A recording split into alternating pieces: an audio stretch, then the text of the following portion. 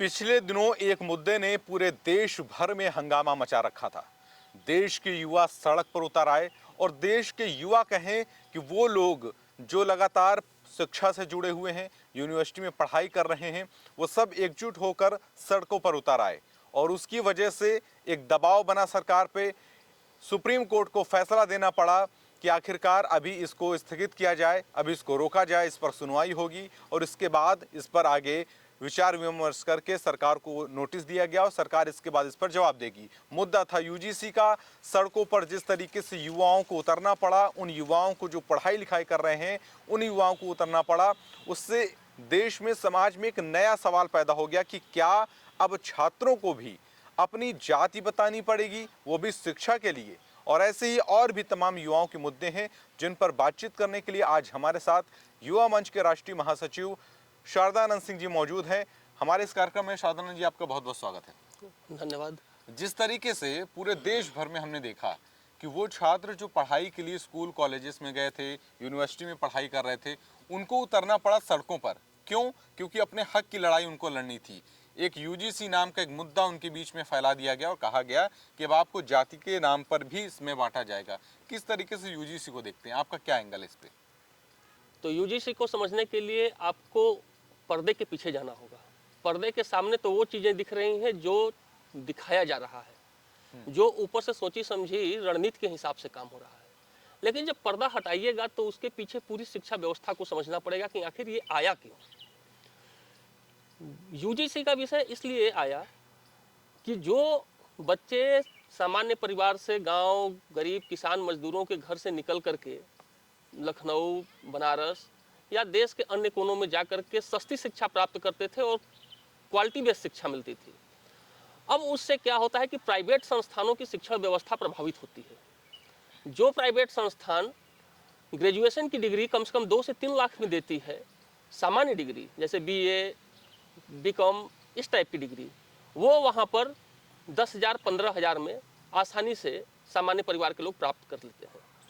तो शैक्षणिक कैलेंडर में इसलिए जानबूझ करके 3-4 साल में ऐसे इवेंट बनाए गए जिससे कि आपस में ही आरक्षण के नाम पे, यूजीसी के नाम पे, जाति के नाम पे आपस में लोग बटें और एक विषय की चर्चा रहे। अब उससे क्या होगा कि समाज में ये मैसेज जाएगा कि भाई विश्वविद्यालय जो सरकारी है उसमें पढ़ाई लिखाई तो होती नहीं, रोज के रोज मारपीट होता है, विश्वविद्यालय में आए दिन कुछ ना कुछ विवाद होते हैं और रोज मीडिया हाईलाइट करती है।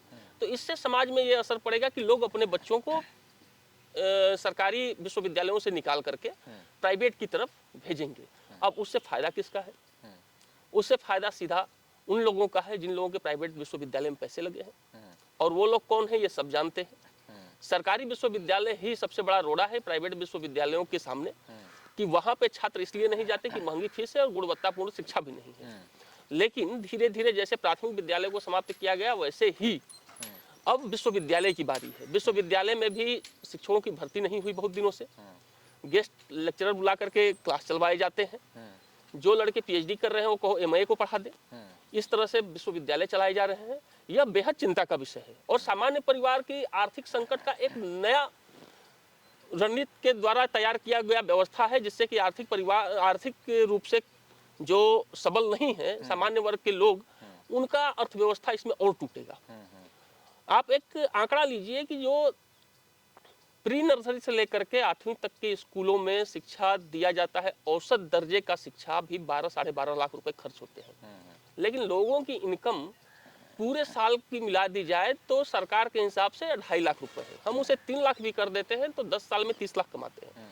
साढ़े 12 लाख रुपए जब वो शिक्षा पर खर्च कर देते हैं 8वीं तक के, तो उनका लड़का जो सामान्य परिवार का है वो आगे कैसे पढ़ेगा?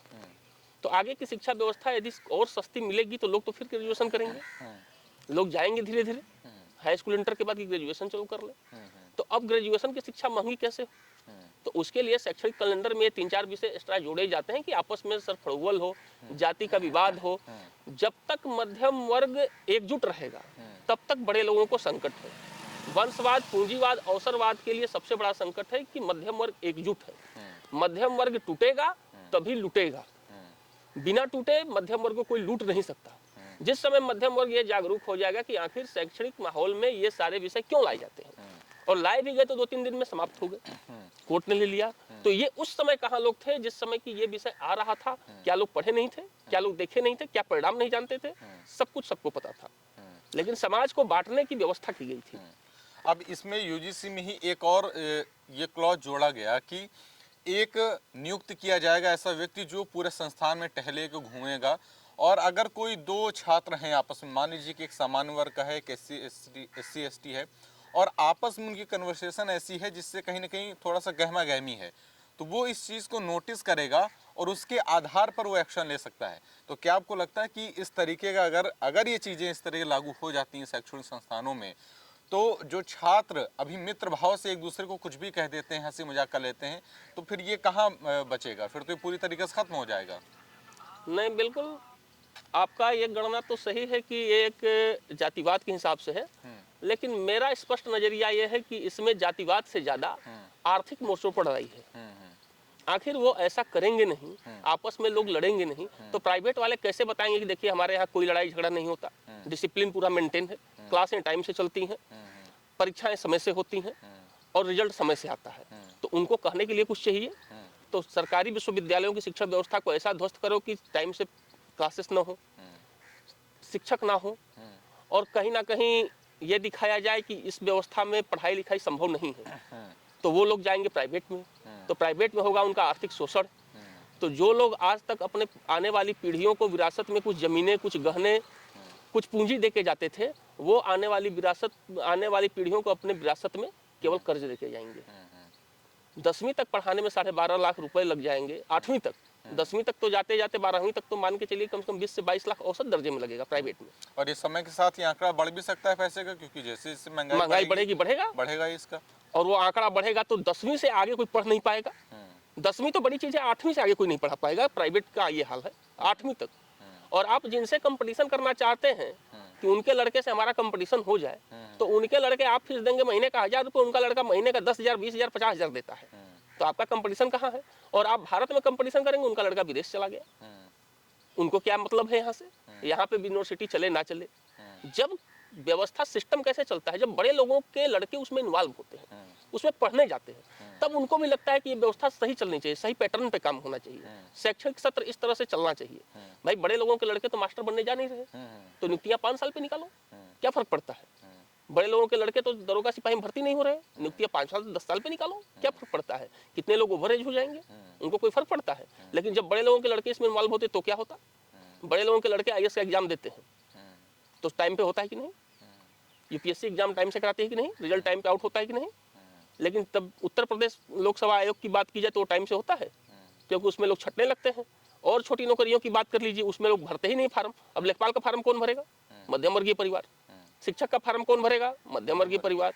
सिपाही का फार्म कौन भरेगा? मध्यम वर्गीय परिवार। तो जब ये छोटे छोटे फार्म मध्यम वर्गीय परिवार के लोग भरेंगे तो मध्यम वर्गीय परिवार को नौकरी मिले या भाड़ में जाए, वो तो अपने हिसाब से अपना मिशन चला रहे हैं कि हम लोगों के लड़के, हम लोगों के विदेश में रहें, अर्थव्यवस्था हम लोगों के पास रहे, संसाधन हमारा हो। ये तो मुहिम चल रहा है देश में। वंशवाद, पूंजीवाद, अवसरवाद एक मुहिम है, और इस मुहिम को तोड़ने के लिए युवा मंच काम कर रहा है कि वंशवाद, अवसरवाद, पूंजीवाद के स्थान पर मध्यम वर्गीय परिवार के लड़के किसी भी तरह राजनीति में, अर्थव्यवस्था में और अन्य जगहों पर अपना फुटप्रिंट स्थापित करें।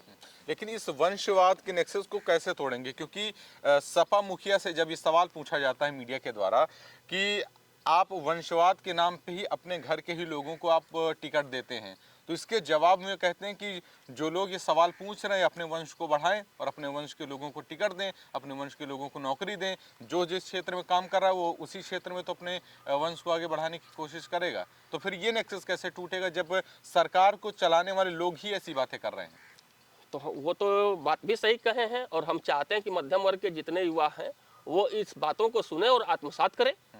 मध्यम वर्ग स्वयं में एक वंश है, हम लोग इस वंश को बढ़ाएंगे, हम लोग इस वंश को हर जगहों पे स्थापित करेंगे, हम लोग इस वंश को आर्थिक, सामाजिक, राजनीतिक हर क्षेत्रों में स्थापित करेंगे, और उस वंशवाद को समाप्त करेंगे जो वंशवाद व्यवस्था का शोषण करता है।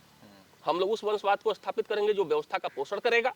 हम लोग उस वंशवाद को स्थापित करेंगे जो व्यवस्था सबके लिए बनाएगा, जो नीतियां सब पर लागू करेगा, जो व्यवस्थाएं सबके लिए होंगी। हम लोग उस वंश को आगे बढ़ाएंगे, और ये काम युवा मंच करेगा। और ये बात मैं दृढ़ता के साथ कहता हूँ। हाँ, इसमें किसी प्रकार का कोई लाग लपेट नहीं है, सीधा सपाट बात है। लेकिन वहीं पर आप देखिए एक विरोधाभासी इस वंशवाद और शिक्षा की जब बात दोनों की हम कर रहे हैं, तो एक वीडियो मुख्यमंत्री के साथ एक बच्ची का वायरल होता है जिसपे वो प्राइवेट संस्था में अपने एडमिशन की बात करती है। और कितने संयोग की बात है कि मुख्यमंत्री से इसका निवेदन किया जा रहा है, मुख्यमंत्री ने बाकायदा इसके लिए इस निवेदन को स्वीकार किया, बच्ची का एडमिशन प्राइवेट के लिए हो रहा है। मतलब बच्चे प्राइवेट स्कूल के एडमिशन के लिए बात कर रहे हैं, ना कि वो कह रहे हैं कि हमारे किसी प्राथमिक विद्यालय में एडमिशन करवा दीजिए। और ये मैसेज किसके सामने कहा जा रहा है, किसके सामने बात कही जा रही है? प्रदेश के मुखिया के सामने। तो ये विरोधाभास तोड़ने के लिए क्या करेंगे, इसके लिए क्या किस तरीके से आप सोचते हैं? देखिए, जब प्रदेश के मुखिया के सामने कोई भी छोटा बच्चा जाता है और ये कहता है कि प्राइवेट संस्थान में हमारा एडमिशन करा दीजिए, तो मुख्यमंत्री को प्रदेश का मुखिया होने के नाते यह प्रश्न पूछना नैतिक जिम्मेदारी है कि आखिर क्या बात है बेटा कि तुम प्राइवेट की बात कर रहे हो, जबकि हम सरकारी स्कूलों में खाना भी दे रहे हैं, ड्रेस भी दे रहे हैं, हर व्यवस्था दे रहे हैं, तो वहाँ पे क्यों नहीं कहते हो? अगर ये प्रश्न वो पूछ देते तो हो सकता है कि शिक्षा व्यवस्था परत दर परत खोल करके वो बच्चे और उनके अभिभावक रख देते कि हम क्यों नहीं सरकारी में कह रहे हैं। बेहतर ये होता कि स्वयं मुख्यमंत्री जी 2 विद्यालय 4 विद्यालय जितने भी हों, उन जितने सक्षम हो वो गोद ले, और गोद ले करके वहाँ देखें कि कितने छात्र बढ़ रहे हैं, इंफ्रा कैसा है, इंफ्रा को कैसे डेवलप किया जाए, छात्रों की संख्या कैसे बढ़े, पढ़ाई में किस तरह की शुचिता हो, कौन सा आचार संहिता लागू किया जाए जिससे पढ़ाई हो, एक शिक्षा एक नीति पर काम करे कि एक देश एक शिक्षा नीति बने और उस पर काम हो, और प्राथमिक विद्यालय पुनर्जीवित हो। प्राथमिक विद्यालय पुनर्जीवित न होने के कारण 2 बातें हैं। एक तो सामान्य परिवार के जो नौजवान शिक्षक बनना चाहते हैं, शिक्षक की नौकरी करना चाहते हैं, वो एमए किए, बीएड किए, TET, CTET, super TET, high court, supreme court से लड़के नौकरी पाते हैं। अब उनका भी दरवाजा बंद कर दीजिएगा प्राथमिक विद्यालय बंद करके कि वो लड़के कहाँ जाएंगे, कहाँ नौकरी पाएंगे। धीरे धीरे जब संस्थाएं बंद होने लगेंगी तो सामान्य परिवार से रोजगार भी तो छीनेगा, केवल शिक्षा ही थोड़ी छीन रही है। जो लड़के नहीं इंग्लिश मीडियम से पढ़े हैं या इंग्लिश मीडियम में पढ़े भी हैं लेकिन उतने परिपक्व नहीं है जितना कि उनको होना चाहिए, भाई आप जिन स्कूलों में अपने बच्चों का एडमिशन कराते हैं वो स्कूल किस स्टैंडर्ड का है, और जो सामान्य परिवार के लोग स्कूलों में भेजते हैं वो स्कूल किस स्टैंडर्ड का है, ये सबको पता है और सब जानते हैं। लेकिन भाई वो लड़के इसी नौकरी के भरोसे पढ़ते हैं कि चलो मास्टर की नौकरी निकलेगी, सिपाही का निकलेगा, दरोगा का निकलेगा, लेखपाल का निकलेगा, कानूनगो का निकलेगा, तमाम नौकरियां हैं जो छोटी छोटी, इसमें मध्यम वर्ग परिवार के लड़के भागीदारी करते हैं। तो आप तो संस्थाएं बंद करके उनकी नौकरियां भी छीन ले रहे हो। आने वाले समय में तो नौकरियां बचेंगी ही नहीं, लोग सेवा देंगे कहाँ? तो अर्थव्यवस्था तो ऐसे ही टूटी है और भी मिट्टी में मिल जाएगी। देश में कोई ऐसा मॉडल देखते हैं शिक्षा का जो आपको लग रहा हो कि ये बेहतर काम कर रहा है? जैसे हमने पिछले दिनों दिल्ली में भले ही आम आदमी पार्टी की सरकार चली गई, वहाँ पे बीजेपी ने सरकार बनाई, लेकिन एक चर्चा बहुत ज़्यादा रही आम आदमी पार्टी के कार्यकाल की, और वो ये रही कि दिल्ली की शिक्षा व्यवस्था को उन्होंने दुरुस्त कर दिया। कहा यह गया कि विदेश से लोग उस मॉडल को देखने के लिए आए। क्यों, कौन सा मॉडल आपको पसंद है कि आपको लग रहा है कि इसको लागू करना चाहिए, उससे शिक्षा व्यवस्था बेहतर हो सकती है, न सिर्फ उत्तर प्रदेश की बल्कि देश के किसी भी राज्य की? देखिए, उत्तर प्रदेश हो या देश का कोई भी राज्य हो, सरकार चाहती है तो नीतियां अच्छी बनाती है, सरकार चाहती है तो मट्टी मलिट कर देती है। हम कहते हैं कि नीतियां ऐसी बनाइए जिसमें प्राथमिक विद्यालयों में एक शिक्षा नीति हो, उच्च प्राथमिक विद्यालय हो एनसीईआरटी चले, प्राथमिक विद्यालयों में वो शुचिता लाइए। आज के 20 साल पहले जाइए, 20 से 25 साल, जब प्राथमिक विद्यालयों में सामान्य टीचर आते थे और सारे बच्चों को एक साथ बैठा के पढ़ाते थे। एक वक्त आया कि उसमें टीचरों की भर्ती हुई कि डिग्री के आधार पर टीचर भरे गए। मिड डे मील आया, खिचड़ी पर टीचर काम कर रहे हैं, एजेंडा खिचड़ी चला, एजेंडा चला कि मिड डे मील में 7 दिन में क्या बनेगा, सिलेंडर, आलू, भंटा, चोखा का काम टीचर करने लगे। तो भाई शिक्षक का काम शिक्षा देना है ना, टमाटर की चटनी बनवाना थोड़ी है। तो शिक्षक शिक्षा देगा तभी बच्चों का विकास होगा। बच्चों का भविष्य खतरे में है। जो इस शिक्षा को पाने के लिए लोग गांव से अपना जमीन, अपना सोना, अपना जेवर बेच करके लोग शहरों के छोटे छोटे मकानों में, ऐसे मकानों में रहते हैं जहां पे कोई रह नहीं पाता है कि ठीक से सांस भी न लिया जाए, केवल शिक्षा के लिए। और सबसे बड़ा पलायन है शिक्षा से। आज वो शिक्षा को पुनर्जीवित कर दिया जाए गांव गांव में, तो ये शहर की भीड़ कम हो जाएगी, लोग गांव में जाएंगे, रहेंगे, लघु कुटीर उद्योग जिंदा हो जाएगा केवल शिक्षा व्यवस्था से। एक व्यवस्था की बात कर रहा हूँ। अभी तो स्वास्थ्य छोड़ दीजिए कि स्वास्थ्य कितना महंगा है, लेकिन जब आप धीरे धीरे मध्यम वर्गीय परिवार को इस तरह तोड़िएगा तो कैसे चलेगा? शिक्षा व्यवस्था में आपने बात कही कि एक शिक्षक को चटनी बनाने के काम में लगा दिया जा रहा है। अब देखिए, शिक्षक जो है वो पंचायत चुनाव में भी काम कर रहा है, शिक्षक बीएलओ बना हुआ है, शिक्षक अभी विधानसभा चुनाव आएगा और भी कई सारे काम होते उसमें लग जाता है। तो इन शिक्षकों की जो भर्ती होती है जिसके लिए इतनी परीक्षाएं पास करते हैं, तो क्या ये अलग अलग पद निभाने के लिए पास करते हैं कि बीएलओ भी कभी बना दिया जाए, कभी उनको कुछ और बना दिया जाए, कभी कुछ और बना दिया जाए? देखिए, जब ये सब आप पद देते हैं कि कभी इनको जनगणना में लगा देंगे, कभी वोटर आईडी कार्ड बनवाने में लगा देंगे, कभी राशन कार्ड में लगा देंगे, तो समाज में यही तो मैसेज जाता है कि यार ये शिक्षक यही सब काम करते हैं तो ये पढ़ाते कहाँ हैं बच्चों को? अपने बच्चों को दूसरे में पढ़ाओ। हालात ये हो गए हैं कि जब हम लोग पढ़ते थे तो हम लोगों के भी गार्जियन थे तो वो शिक्षक थे, वो जहाँ पढ़ाते थे अपने स्कूल में हम लोगों को ले जाते थे, हम लोग वहाँ पढ़ते थे, जबकि मेरे गाँव में खुद ही स्कूल था। लेकिन आज की हालात है कि जो शिक्षक जाता है स्कूल में पढ़ाने वो अपने बच्चे को भी नहीं ले जाता, जबकि उसके पास उन लोगों से ज़्यादा डिग्रियां हैं। कोई TET, C TET, super TET, supreme court, high court से लड़ते भिड़ते नौकरी पा रहा है। उसके बाद भी उसको भरोसा नहीं है कि जिस स्कूल में हम जाते हैं पढ़ाने वहाँ पे पढ़ाई होती भी है। वहाँ पे उनके लड़के भेजे जाते हैं जो एकदम आर्थिक रूप से कमजोर हैं कि चलो कुछ नहीं तो दोपहर का खाना तो खाने को मिल जाएगा। तो वो केवल इस मंशा से जब काम करिएगा तो समाज में ये बहुत ही खराब मैसेज जाएगा, और इस मैसेज के जाने से एक आत्मसम्मान पर भी ठेस लगता है। मध्यम वर्गीय परिवार के आत्मसम्मान पर यह ठेस लगता है कि उनका लड़का उस स्कूल में जाता है जहाँ खिचड़ी परोसी जाती है, तो उनको लगता है कि नहीं नहीं, हम उस स्कूल में नहीं भेजेंगे, हम चाहे जैसे भी हो अपना रोटी कम खा लेंगे लेकिन हम भेजेंगे उन स्कूलों में जहाँ पे की शिक्षा होती हो, जहाँ पे अच्छे ड्रेस हो, गाड़ी से लोग जाते हो। एक स्टेटस सिंबल को मेंटेन करने में भी लेकिन सबसे बड़ा खर्च है। बहुत सारे परिवारों की ये भी तो नीड है ना कि वो गरीब हैं, उनके लिए राशन, बेहतर पोषण की जरूरत है, तो उसके लिए भी तो मिड डे मील भी तो जरूरी है। हम कहते हैं कि भारत पहले से अमीर हुआ है कि गरीब हुआ है? जब पहले बहुत गरीबी थी देश में तब तो मिड डे मील नहीं था, तब भी सबके लड़के खा करके आते थे और 10 से 4 की क्लास करके जाते थे। और आज इतनी अमीरी है, पहले से अर्थव्यवस्था बढ़ी, देश में संसाधन बढ़े, तो आज ऐसी क्या बात है? और मिड डे मील इतना ही खिलाना है, पोषण का देना है, तो सर्वे के रिपोर्ट तो आपके पास होंगे। तो आप उनके परिवार को जिस तरह से कह दिए कि स्कूल ड्रेस उनके खाते में जाएगा, वहां से स्कूल ड्रेस खरीदा तो उनको दे देते पैसे, घर पे खाना बना के खिला देते, अपने हाथ से गर्म खाने, अपने हिसाब से, अपने मनपसंद के। स्कूल में क्या जरूरत है? स्कूल में मिड डे मील की क्या जरूरत है? घर पे तो खा लेंगे, दे दीजिए पैसा भाई, डीबीटी के माध्यम से आप दे ही रहे हैं बहुत सारे पैसे, उसको भी दे दीजिए, क्या दिक्कत आ रही है? स्कूल पढ़ने का केंद्र बनाइए।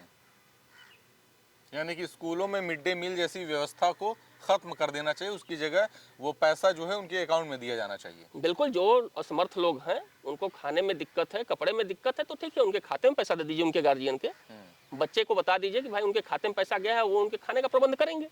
दोपहर को छुट्टी होती थी तो हम लोग तो दौड़ के घर जाते थे, खाना खा के चले आते थे, तो वहाँ खिचड़ी खिलाने की क्या जरूरत है? इसीलिए तो बदनामी हुई है भाई। आप कह रहे हैं कि यूजीसी का मामला है, यूजीसी का कपाट फटोवल से तो यूनिवर्सिटियों की बदनामी है। इसी बदनामी के डर से तो लोग अपने बच्चों का एडमिशन नहीं कराएंगे कि वहाँ तो रोज मारपीट होता है, रोज कपाट फटोवल होता है, क्यों पढ़ने जाओगे? चलो प्राइवेट में। तो प्राइवेट में वही बीए करने जाइएगा 4 लाख दीजिएगा, और सरकारी में वही बीए करिएगा 20,000 रुपए में हो जाएगा, तो दोनों में अंतर नहीं है। यही तो बात बताई जाएगी समाज को, इसीलिए तो संस्थाएं धीरे धीरे समाप्त की जाएंगी। आज सहकारिता का क्या हाल है? सहकारिता पहले चलता था, गांव गांव के लोग जुड़े थे, आज सहकारिता कहाँ है? पुनर्जीवित नहीं हो पाया, तो संस्थाएं समाप्त नहीं हो रही हैं सरकारी। किसकी जिम्मेदारी है ये? लेकिन जिस तरीके से सरकार लगातार ये कह रही है कि हम एम्प्लॉयमेंट के नाम पे लगातार युवाओं को रोजगार दे रहे हैं, शिक्षा व्यवस्था बेहतर करने की चलो बात कर रहे हैं, उसके लिए आपने कहा कि प्राथमिक विद्यालयों की शिक्षा व्यवस्था किस तरीके की आप देख सकते हैं, लेकिन एम्प्लॉयमेंट को लेकर लगातार सरकार एडवर्टीजमेंट के नाम पे लगातार करोड़ों रुपए खर्च कर रही है। वो ये बता रही है कि हम लगातार प्रदेश में युवाओं को रोजगार दे रहे हैं। तो जब इतना रोजगार प्रदेश भर में फैल रहा है तो फिर क्या दिक्कत आ रही है? ऐसे संगठनों को आगे आने की क्या जरूरत है? फिर इतना रोजगार प्रदेश में फैल रहा है तो बेरोजगारी से लोगों की लड़ाई क्यों है? वो कौन लोग हैं, कौन चेहरा है जो बेरोजगार है? सरकार के डाटे में अगर सबके पास रोजगार है तो वो भी तो डाटा है जो लोग कह रहे हैं कि हम बेरोजगार हैं, वो रोजगार की तलाश में है। अर्ध रोजगार से सबसे ज्यादा मध्यम वर्गीय परिवार का युवा जूझ रहा है। रोजगार के नाम पर जो भी चीज जा रहे हैं उसकी हकीकत यही है कि सफलताएं भी हैं तो असफलताओं का भी बहुत बड़ा मानक है। सबसे बड़ा सूचकांक असफलताओं का भी है। आप देख लीजिए जितने लोगों ने मुद्रा लोन लेकर के, तमाम लोन लेकर के काम शुरू किए हैं, उसमें से कितने सफल हैं, कितने असफल हैं, उसका गणना करिए कि असफल हुए तो क्यों, कोई सफल हुआ तो क्यों। देश की तरक्की के लिए आप क्या मानते हैं कि लोगों को लोन लेके अपना खुद का व्यवसाय शुरू करना चाहिए या सरकारी नौकरी के ही भरोसे रहना चाहिए? नहीं, सरकारी नौकरी के भरोसे तो नहीं रहना चाहिए, और सरकार के पास कभी इतनी नौकरी नहीं होगी कि वो सबको नौकरी दे दे। स्वरोजगार सबसे बेहतर माध्यम है, हर व्यक्ति कुछ ना कुछ करे, स्वरोजगार करे, लेकिन स्वरोजगार के लिए जो इकोसिस्टम चाहिए उस पर सरकार को ध्यान देना चाहिए। सरकार को इकोसिस्टम मजबूत रखना चाहिए, जिससे कि आम युवा जब स्वरोजगार में अपना कदम बढ़ाए तो उनको सरकार हर तरह से सुविधा मुहैया कराए। तो सरकार सुविधा मुहैया करा तो रही है, लोन दे रही है, अलग अलग तरीके के लोन दे रही है। अब उसमें युवा अगर नहीं इन्वॉल्व हो रहा है तो उसमें क्या गलती है सरकार की? नहीं, आप लोन के लिए अप्लाई हमको लगता है नहीं किए हैं। एक बार बैंक में जाइए, लोन के लिए अप्लाई करिए और देखिए कि लोन लेने के तरीके कितने हैं और किस किस तरीके से लोन मिल रहा है और क्या कितनों को लोन तरीका, आप बताइए क्या तरीका है, किस तरीके से लोन दे रहे हैं? अब लोन लेने के तो जो लोग इसमें अप्लाई किए हैं ये तो वही लोग बता सकते हैं बेहतर। हमने भी अप्लाई किया था और लोग भी अप्लाई किए हैं। किसान क्रेडिट कार्ड कैसे बनते हैं ये किससे छिपा है, पशुपालन के लिए लोन कैसे मिलता है ये किससे छिपा है। तो हर चीज में तो कहीं ना कहीं ऐसी व्यवस्था की कमी है, लूप होल है, जिससे कि ये सुविधाएं सबको नहीं मिल पा रही हैं। यानी कि वो इजीली सिस्टम नहीं है कि कोई भी युवा जाके अपनी चीजें बता के दिखा के कि हम इसके लिए लोन लेना चाहते हैं और तुरंत उसको लोन मिल जाए, वो काम करना शुरू कर दे। ऐसा तो नहीं है, ऐसा नहीं है। ऐसा तो नहीं है कि तुरंत जाइए कागज लेकर के आधार कार्ड पे 5 लाख दे दीजिए जैसे सरकार कहती है। सरकार कोई तो लेकर बराबर जाए 5 लाख लेके दिखा दे। सरकार तो बराबर दावे कर रही है कि एक सिंगल विंडो है, उसके लिए आप तुरंत जाइए और आपको तुरंत मिल जा रहा है। नहीं, ये बिल्कुल ये बिल्कुल दावे सही कैसे बात है। तो युवाओं को इसके लिए प्रयास करना चाहिए और जिन युवाओं ने अप्लाई किया है अगर उनको लगता है कि नहीं मिला है तो वो हम लोगों के फेसबुक पर, व्हाट्सएप पर, चाहे जहां भी हो अपना शेयर करें, वो भी पता लग जाएगा। क्या युवा मंच इसके लिए कोई मुहिम शुरू करना चाहता है या शुरू करेगा आने वाले भविष्य में? जो ऐसे लोग हैं जो एम्प्लॉयमेंट के नाम पे या लोन के नाम पे उनको कहा तो जाता है, वादे तो किए जाते हैं कि आप जाइए बस तुरंत आपके लिए मैनेजर बैठा हुआ है कि लोन देने के लिए, लेकिन वहाँ हकीकत कुछ और है। तो जो हकीकत है उसको हम लोग सरकार को बताने का काम करेंगे, क्योंकि सरकार तो भाई सबके लिए बराबर है। हम लोग सरकार को बताएंगे कि देखिए आप जो कहे हैं उनके कहने और कर्मचारियों के काम करने में अंतर है और इसके कारण से युवाओं को रोजगार करने में तकलीफें आ रही हैं। उसको भी हम लोग डेटा वाइज इकट्ठा करके सरकार को देंगे। आने वाले समय में क्या कौन से ऐसे मुद्दे हैं जिन पर आप युवाओं को जोड़ने का काम कर रहे हैं? देखिए, आने वाले समय में हम लोगों के पास एक ही एजेंडा है कि मध्यम वर्गीय परिवार के युवाओं को सामाजिक, आर्थिक और राजनीतिक रूप से सबल बनाना, उनको यह बात का एहसास दिलाना कि आपके पास वो सामर्थ्य है जो परिवर्तन कर सकते हैं। आप नेता पुत्रों के भरोसे मत बैठिए, अपनी लड़ाई है आप खुद लड़िए। आपकी लड़ाई लड़ने के लिए कोई भी नेता पुत्र नहीं आएगा, वो अपनी लड़ाई लड़ता है, अपने सत्ता की लड़ाई लड़ता है और उनके लड़के आपके साथ बैठ के नहीं पड़ते। यकीन मानिए कि नेताओं के जितने लड़के हैं, जो क्लीन क्लब है उसमें 90% लड़के विदेशों में पढ़ते हैं, वो आपके बीच नहीं आएंगे। वो वहीं से आएंगे, लॉन्च होंगे युवा नेता के नाम पर और लॉन्च होने के बाद 2-4 जगह उनको घुमाया जाएगा, फिर उनको विधायकी सांसदी का टिकट दिया जाएगा, फिर मिनिस्टर बनाया जाएगा, विरासत सौंप दी जाएगी और आपको यही बताया जाएगा कि आप नौकरी करिए, आप नौकरी के लिए बने हैं, आपको राजनीति से क्या मतलब है। बड़े आसानी से नेता कहते हैं कि वो लोग राजनीति कर रहे हैं। अरे राजनीति क्यों नहीं करेंगे भाई? राजनीति तुम्हारी बपौती है, राजनीति सबके लिए बना है और करेंगे और हम लोग करवाएंगे। तो क्या विकल्प है इसके लिए? क्योंकि हर पार्टी तो युवाओं को वोट बैंक समझ के चुनाव से ठीक पहले तमाम वादे कर देती है, तो उनके लिए विकल्प क्या है? कहाँ पर जाएं वो अपनी बात कहने के लिए और किस जगह जुड़ के अपनी बात कह सकते हैं? वो युवा मन से जुड़ के अपनी बात कह सकते हैं। यहाँ वोट बैंक नहीं बनेंगे, ये गारंटी है। यहाँ पे सबके साथ, सबको लेकर के और सबको अलग अलग भूमिकाओं में रखा जाएगा और सबको राजनीति में जितना भी हस्तक्षेप हो जाए, जो जितना सामर्थ्य है उसको उतना अवसर हम लोग देंगे। ठीक है। राजनीति में स्थापित करने के लिए युवा मंच कटिबद्ध है और हम जानते हैं कि यह परिवर्तन केवल राजनीति के माध्यम से ही आ सकता है और इसमें सामाजिक रूप से जो भी मध्यम वर्गीय युवा है उनकी भागीदारी कराना युवा मंच का नैतिक दायित्व है। ठीक है, तो ये थे हमारे साथ शारदानंद सिंह जी, जो कि युवा मंच के राष्ट्रीय महासचिव हैं और उन्होंने मध्यम वर्गीय परिवारों की भूमिकाओं और जिस तरीके से मध्यम वर्गीय युवा है उसकी राजनीति में कैसी उसकी सुनिश्चित की जाए भागीदारी, शिक्षा व्यवस्था में कैसे उसको आगे बढ़ाया जाए, रोजगार पे कैसे उसको आगे बढ़ाया जाए, इस पर अपनी बात रखी।